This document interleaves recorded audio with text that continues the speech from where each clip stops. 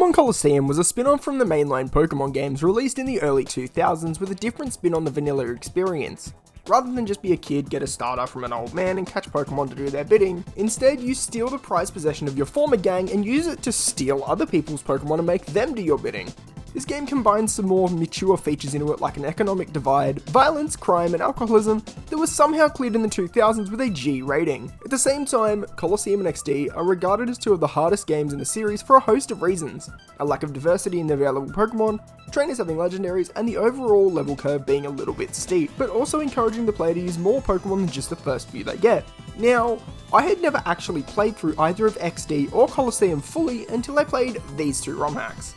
I played XG around 9 months ago on Twitch. I'm gonna run it up again soon, but that's not the subject of today's video as evidenced by the title. Pokemon Grand Colosseum is a difficulty hack of the 2003 classic made by Kaya with heavily beefed up enemy teams, physical special split, massive base stat edits, type changes, new encounters, move changes, and more. There's also now a Nuzlocke patch for this game, giving the player access to rare candies as early as Pyrite Town. This is the Pokemon Grand Colosseum Hardcore Nuzlocke. Now, in your traditional Hardcore Nuzlocke, you would only be able to capture the first encounter you can obtain in any area. However, in Grand Colosseum, thanks to the difficulty and maybe the fact that you only get access to a touch over a box of Pokemon in a very steep difficulty hack, I think catching everything is fair. Otherwise, the regular Hardcore Nuzlocke rules apply. If anything faints, it's dead and can no longer be used, no items in battle, hard level caps for major boss fights. So, thanks to Hef playing this game a touch under 2 years ago, I had at least some knowledge of the game itself. Check out his video, I'll link it in the description.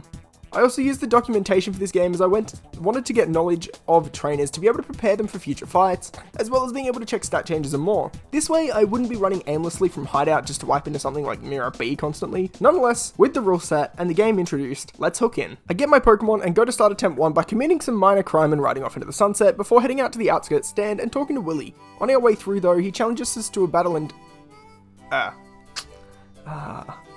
Anyway, attempt 2! We beat Willy this time and set our edges in stone with Espeon being modest and Umbreon being docile. I also save state in case we wipe, so I have these guys permanently. After beating him, we go to Phoenix City and witness even more crime as a kidnapped person is being taken away. We fight the two goons and rescue the individual. This is Rui. She's basically our eyes in this game and can tell us when a shadow Pokemon is on the other side of the field. Us being the clearly good Samaritans we are, we head up to the mayor's house and report this crime. He thanks us and tells us to go battle the Pyrite Colosseum, which is closed, but we then go to leave but get stopped by some guys who are even more bold than me.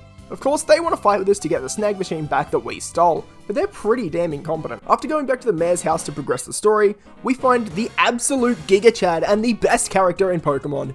No, it's not Mommy Cynthia. It's Miror B! The smooth mover himself. We get to battle his goons once more, and this time get our first instance of a shadow Pokemon, with this Pyrite being our first encounter of the run. At level 30, it's already somewhat close to the cap of 35, however, shadow Pokemon don't gain EXP or level up whilst they are shadows, proving them much more useful than they could be otherwise. Now, as we leave Escade's house, we get to essentially choose our starter between the Hoenn starters. Swampert is Swampert, a great mon in the doubles format that can cause devastation with Muddy Water and Earthquake and have a cool bulk. Blaziken carries a very solid attack stat and good stabs, with the speed boost ability boosting its speed every turn. However, I pick Grovyle as the grass dragon typing it has in this game is great, as well as the fact that it learns Dragon Dance along with a myriad of physical attacks later on. We then get hustled along to Pyrite Town, and the dual square is festering with shadow Pokemon like this uber buff Noctowl, Magmar, Fluffy, Whiscash, Sunflora, and Misdreavus, a great starting core for our run. After this, we get a tip off about a guy who knows more about shadow Pokemon. Kale here has a Curlier which will come online in due time. From here, however, we get asked by Duking to go into the Pyrite Colosseum Challenge, a 4-trainer back-to-back without a chance to shuffle our team. Before that though, we speak to the GOAT NPC. I want to play house. A few quick fights later though, and we're winners of the Gauntlet. When we head in to collect our definitely legal shadow prize, we get spotted. With some smart switching, we manage to take out our Pokemon and snag a shadow Ariados. We then begin storming up the Pyrite Building, fighting a monstrous amount of trainers along the way. But with good team prep, we can slip through the cracks and smoothly get ourselves a Volbeat. But this second trainer at the top floor has a Shadow Tropius. Shadow Tropius was heavily buffed in this game, carrying an actual offensive stat. Now, along with its incredible bulk, thanks to us being a little incompetent and overconfident, it wakes up here and takes out Noctowl with a Shadow Rush for our first death of the run. And then Ariados follows the same fate, meaning that we have 2 deaths already. And with our slim pickings of a box at this point, a choice had to be made on the fly. Do we take another chance and possibly lose yet another Pokemon, or do we just take it out? I decide on the former and catch it. If any more Pokemon had died to that, I probably would have reset, not like it was a massive amount of progress to lose anyway. But we then get a message from Miror B saying that he's waiting for us in the Pyrite Cave. On the way there though, we get this guy, Shadow Sneasel, a Dark Ice type that was buffed to a point where it's just about on par with Weavile. Luckily for us though, we have no trouble trying to catch it. On our way through, we get to pick up a Shadow Stantler, which is essentially weirdier in this game. Later on, and a Lantern, who in this game always carries Volt Absorb. But now we get to take on the first boss fight of the run. I know, it feels like we're quite a decent chunk into the video, and it kind of is. But he comes packing some monster heat, with 4 Ludicolo and a Politoed that's guaranteed to set up rain. But what's his shadow, you may ask? Is it one of the Politoed? Is it one of the Ludicolos? No, it's Altaria. This guy was also buffed nicely in this game, however, now carrying 95 in its attacking stats, as well as the Cloud 9 ability to neutralize weather. This is definitely the first true run ender in my opinion, as a wrong move in the rain has you slipping harder than Steven Gerrard in that one game. Let's fight the bedazzling boogeyman then. The Politoed is actually hard-coded to lead alongside a Ludicolo here to set up the rain with Drizzle thanks to the switch-in ID for it.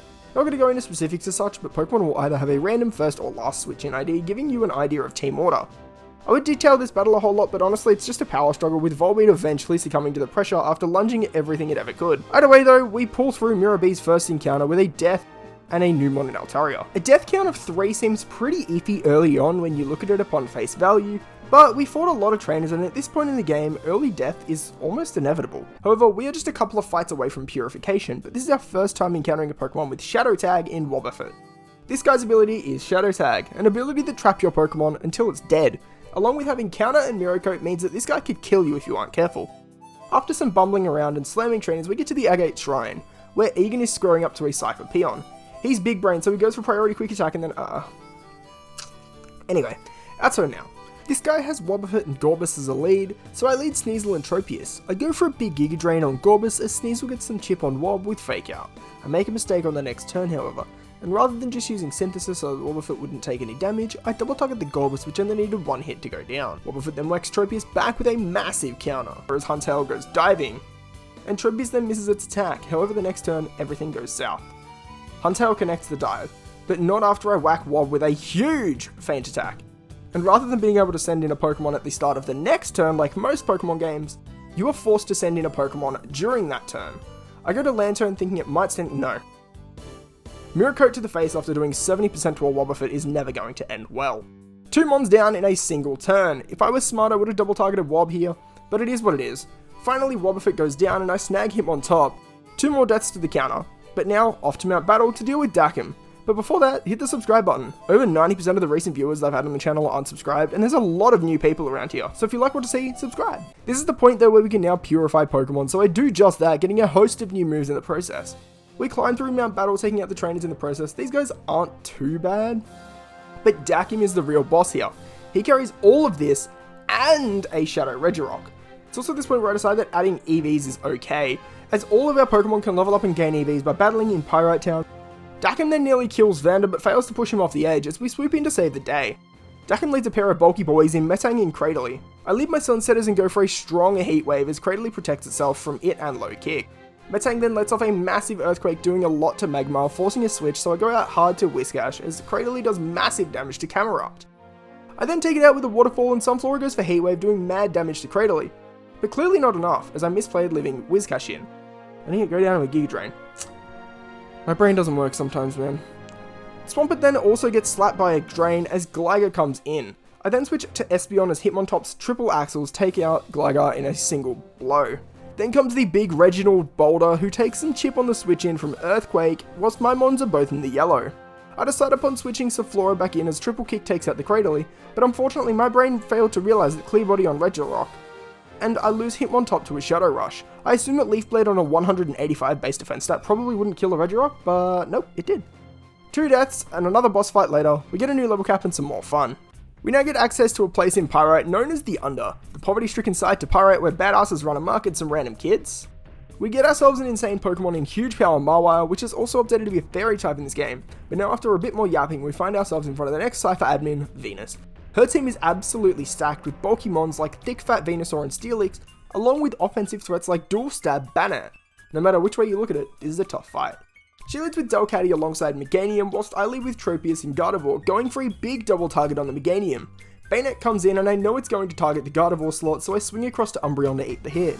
I go to Magmar on Altaria's slot next though, as I assume a big fairy hit is coming as a crunch takes it within 1 HP of KOing. I swing it to Aggron from Magmar as it's kinda low and eats the hits for breakfast before getting rid of the Bayonet. I rock slide with Aggron to try and flinch while switching back to Altaria, and you'll notice that this is a big thing in these games. Pivoting and baiting is really a necessary skill that you learn over time. I then get a bit ballsy and switch Gardevoir back in on the A slot, knowing that both are targeting the Altaria in slot B. One Moonblast later, though, Ampharos goes down, but so is our Altaria. I then get to bring out Magmar and Mystical the Steelix to melt it away as Gardevoir slaps the Delcatty. This just leaves Shadow Regice, who this time I'm smart enough to catch rather than risk a super effective boosted crit rate move on it. After the battle though, Venus hightails it out of there, going towards the subway. So we go in pursuit, picking up a Shadow, Alola Marowak, Rhydon, and Breloom along the way, as well as this happening. Yep, our second failed encounter of the run, but hey, at least it didn't blow up on us. In pursuit of Venus, she drops the keys to the subway, which lets us go straight to the Cypher lab, and we witness a classic mid-2000s game explosion. We then go to the lab in the desert, where we get confronted by an absolute horde of Cyanists, Peons, and more, and along the way to our next boss fight in Iron, however, we pick up some amazing encounters in Kingdra, Scizor, Cradily, Alola Ninetales, and Porygon 2. We also run into another Wobbuffet, but this time we swerve around it. Iron is arguably one of the scariest fights in the game, carrying insane threats like Tentacruel and Pelipper, carrying electric weaknesses alongside Lightning Rod. This makes him an incredible threat to the run. I go in with a ragtag team of misfits, prepared to let some Pokemon go if need be for the safety of others, and lead with Ampharos and Kingdra as Iron leads with Pelipper and Manectric. I go for Surf with Kingdra, hoping to take down Manectric whilst doing some damage to Ampharos as well. Pelipper then shoots off a Weather Ball to do another third or so to Amphi, leaving it in a precarious spot as a Depulse finishes off the Manectric, bringing out Marowak to force a switch from me with Ampharos to get Umbreon in, and a Surf takes out Marowak, and thanks to our Bright Powder we don't actually hit ourselves. This brings in Registeel, so I go for another Surf to take it out, Pelipper, and do a bit of chip to Reggie whilst also yawning it to sleep. Unfortunately though, after taking out Pelipper, Tentacruel comes in, and this time Registeel eviscerates Umbreon. Our first starter goes down. I go in with Mawile to try and get some damage off on the Tentacruel, but Mawile also eats the dirt after a huge boosted Hydro Pump. Ampharos also follows in quick succession, proving just why this is one of the most dangerous fights in the run. Thankfully though, we don't risk any more and take out Tentacruel and capture Registeel. Phew, that's a lot to take in all at once, huh? Saffron and Realgam Tower running the show at the top, but we have what I referred to as the Elite Four of this game up before then. Miror B, Venus, Dakim, and Iron all want to fight for a second time. But it's not super feasible to be able to keep every single one under 52, especially considering how few Pokemon we have at this point. It's also at this point where AI trainers begin to have EVs. Sure, it's not 252 in every stat, but it is enough to make quite the difference. Now, in Pokemon Colosseum, originally you could get the Master Ball once you had defeated Iron a second time. You would get a message from Egan on your P-Starter, and it wouldn't matter whether you had beaten the other members or not. So naturally I went to take him on first. There's a little thorn that we'll get back to here, just you wait. Before this though, we pick up 2 more Shadows in Heracross and Crobat. These are we both proving invaluable in the endgame. Now let's talk Iron. Iron's here rocking with an even scarier team than before thanks to the insane Dragon Dance Gyarados as well as a bulky Swift Swim and Omastar. I lead with Kingdra and Espeon as lead Sceptile and Pelipper. An Ice Beam from Kingdra takes out Sceptile as Psychic does 2 threats to Pelipper. I Surf now with Kingdra as it's safer to do so, and switch Espeon out to go to Sceptile, as Pelipper goes down and leaves Manectric in the red. I Ball Hard and double target Crobat here, killing it in the process as Manectric goes for a Thunder on Sceptile as Lightning Rod gives its boost. I predict the Gyarados will bounce, so I focus down the other slot, taking out the Manectric and getting some nice chip on the Gyarados. This leaves just it and Omastar alive, and I know that Gyarados is going for Sceptile here, so I switch it out for Plusle, who eats an Ice Beam, getting frozen before dodging the bounce. Plusle then has to take one for the team, whilst also letting Omastar fall, as a little pivoting lets Kingdra finish off Iron. And no message from Egan. All in all though, a single death in this fight is not bad at all, especially considering Plusle's worth is kinda low from here out.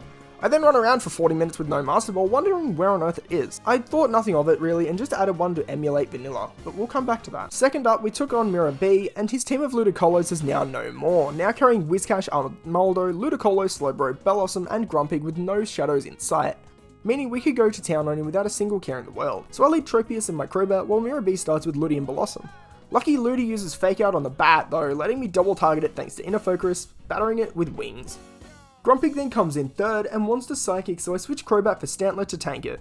Blossom Swords Dance becoming a threat in an instant, so I go for lunges with Stantler to slow the build up as it eventually falls to Grumpig. I swing in Crobat on the B slot as Bellossom goes for Leaf Blade on Scizor, doing absolutely nothing. I then double target Grumpig with Crunch and Lunge to kill as Bellossom teeters again. Slowbro then falls to the same fate as Grumpig, but Blossom swords dances again, putting me into an awkward spot as I double self-hit, while Whiscash sets up a D-dance. Luckily enough though, Crobat snaps out and takes the plan out of the way. Then from only +1, Whiscash kills Scizor in cold blood with an Earthquake. Tropius then finishes off the fight with Crobat. Now we get to fight the guy that almost committed a murder in Mount Battle, Dakim. He comes through with more fiery Sunsetters as well as the Regirock from earlier. He sets Sun with his lead Ninetales and brings out Solrock alongside as I lead Marowak and Tropius. For some reason I thought Tropius could outspeed Solrock? Let me cook here, just let me cook. Nonetheless, the double target also allows Marowak to crack Ninetales in 2 with Bone and Meringue as I bring out Chlorophyll Sunflora. Mega Drain takes out the rock while Flygon gets close to killing it before taking 70% itself from Shadow Bone. Swampert is now in, and at this point I'm not against sacking Sunflora to keep pace, so after a Mega Drain, Swampert and itself both fall. As Dakim brings out the big fire ground Typhlosion. A good Arcanine as Shadow Bone kills Flygon. A Snarl from Arcanine drops the special stat on Typhlosion, allowing it to live the Earth power coming in as Marowak finishes it off. But after a switch to Sceptile, Regirock once more stands no chance, and we win the battle. Thanks to our timing in this fight, we didn't have a moment with the AI, as it is actually coded that Typhlosion gets Flash Fire boosted, and has Eruption. In the sun. Yikes. Finally for us though, waiting in the back is Venus. She's ready to captivate our Pokemon once more. She carries a huge power, Azumarill, and an Absol with her this time. I lead with Kingdra and Gardevoir and go for a Surf turn 1 while switching Gardevoir to Breloom to take out the Steelix. I spawn Misdreavus before letting Breloom go down to the Ampharos to keep momentum. I then get the chance to take out a pair of Pokemon in a turn, taking down Misdreavus and Ampharos in the same turn. Azu comes out with Meganium and I switch Kingdra to Magmar, anticipating a play rough which comes. A Thunderbolt and Heatwave crit later wins us yet another fight. 6 deaths in 4 very tough fights at this juncture is not bad by any means, as any of these could have probably wiped me. After climbing the tower, however, we meet Nazcor, who claims that they can't wait to beat us down in the Colosseum, but before that we have to fight one more boss fight. Our old snaggin' boss Gonzap. He has a pretty decent team along with Shadow Flygon. He leads with a double in-team core of Granbull and Feraligatr, but to be honest, compared to the prior fights, this fight is very tame. A T-Bolt takes out Gator, Flamewall takes out Scizor, Heatwave and Extreme Speed take out Breloom, Marwell and Granbull all in a turn, and then his Shadow Flygon, who I Master Balled. I went into the Discord before and after this, wondering just where the Master Ball was. Only to find out that whilst I was preparing for the next fights, that it was moved to a post-game location. Now comes the final sequence of fights. This is a back-to-back to back, to back, to back, to back. Yeah, wrap your head around that one. 6 fights back to back with only 1 heal in the process. The first 4 fights aren't bad at all, with level 50s and some decent planning you can work around them easily. However, you need to prepare your team for the final 2 fights before you go in, Nazcor and Evice. These 2 fights are ridiculously tough with insane teams EVs and specific AI strategy. If you know Colosseum, you will know that to the traditional Evice skill swap strategy that he used back in the day with Slowking, and he's back with that again, but now with a Deoxys. However, to me at least, this is not the hard fight. Nazcor is almost harder in every single way. Considering the consequences if he goes wrong, you have no way through Evice whatsoever. So, let's talk tactics. I look at every single option available, which to be honest at this point, isn't many. We need to ensure that we can beat the early fights cleanly so we can take the fight to the 2 at the end. We also won't have any opportunities to change our team order or movesets through this gauntlet. I decide to go in at 60 but edge to 61 with an EXP all code on, for the sole purpose of fixing the stat changes that are brought on by PK Hex, resetting them to vanilla. But nonetheless, the team is these 6 incredible Pokemon with these EVs, items and moves. The first 4 fights are fairly free, but now comes Nazcor, ready to wipe us out or die trying. He leads a draconic pair of Aerodactyl and Charizard, so I go for Arm Thrust and Moonblast on the Zard to take it out as Aerodactyl goes for Earthquake, doing some chip to both. Zam then comes in, so I switch Hera to Registeel to take both the hits with ease, and then I Shadow Ball the Zam to take it down a red.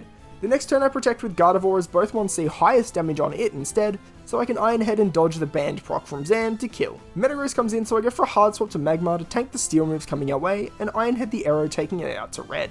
I then go for a double protect, realizing Arrow would go for Earthquake doing massive damage to Metagross. I then double swap to Flygon and Crobat, but unfortunately Crobat goes down to the onslaught of Rock Slide and Zen Headbutt. As Flygon's Dragon Pulse then kills the Arrow, and Metagross goes for Zen Headbutt doing massive damage. I do the same thing I did with Gardevoir and protect with Flygon here while hitting a Power Up Punch, boosting our attack, as I then go hard into Magmar and Brightpad as my best friend, making the 75% accurate moves miss, while another Power Up Punch goes in.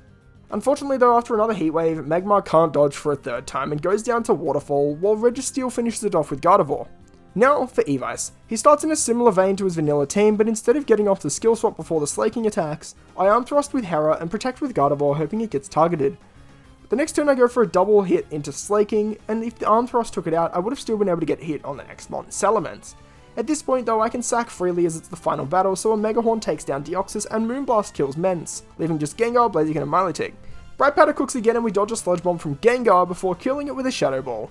Heracross finally lets go and loses out to Overheat though. I then protect the next turn with Flygon to force High Jump Kick Recoil, and then the Moonblast Blaziken takes it to the moon. Milotic then lives in Earth Power and a Thunderbolt before taking one more kill in Flygon before we finish the game off with one more Thunderbolt and our only living Pokemon in. An incredible finish for an incredible run. Pokemon Grand Colosseum's Hardcore Nuzlocke beaten. Another ROM hack to add to my ever-growing list of Nuzlocke wins. This game was an incredible experience, especially to Hardcore Nuzlocke. There's normally a very fine line to toe with difficulty in a Nuzlocke as to how far is too far, but for such a short game, I think Grand Colosseum's steep difficulty got it just about right. If you did enjoy the video however, make sure to like and subscribe to the channel for future videos. Until next time though, I'll see you guys later. Peace.